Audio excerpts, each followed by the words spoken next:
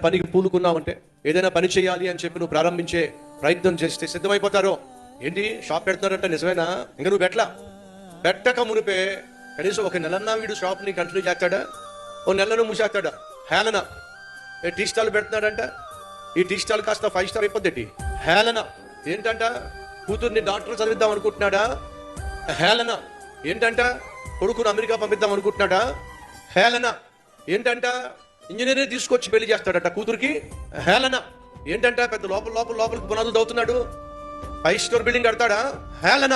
ఇలా మీ జీవితంలో మీరు ఏదైనా పనిని పూనుకున్నప్పుడు ఆ పని ప్రారంభం కాక మునిపే మిమ్మల్ని చూసి ఏడ్చే వాళ్ళు ఉంటారో, హేళన చేసే వాళ్ళు ఉంటారో.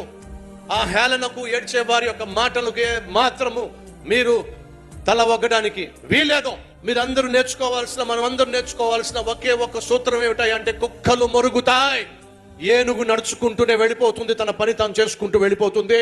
ప్రతి ఒక్కరూ జీవితంలో విజయం సాధించాలంటే మురిగా వాళ్ళని మొరగనివ్వండి, ఏడ్చే వాళ్ళని ఏడనివ్వండి, హేళన చేసే వాళ్ళని హేళన చేయనివ్వండి, విమర్శించే వాళ్ళని విమర్శించనివ్వండి. మనం చేయాల్సింది ఒకటే, మనం ఏ పనిని పూనుకున్నామో, ఏమైతే చేయాలనుకుంటున్నామో దాన్ని ప్రారంభించాలి, కొనసాగించాలి, కడముట్టించాలి.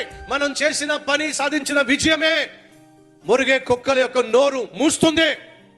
కాబట్టి నువ్వేం చేయాలి? వాళ్ళ మరుగుళ్ళు పట్టించుకోకుండా నువ్వు చేయాలనుకుంటుంది, సాధించాలనుకుంటుంది ఖచ్చితంగా చేసి తీరాలి, సాధించి తీరాలి. దేవుడు నీకు తోడుగా ఉన్నాడని లోకానికి తెలియాలి. అలా తెలియాలంటే నువ్వు ఆగిపోవడానికి వీల్లేదు.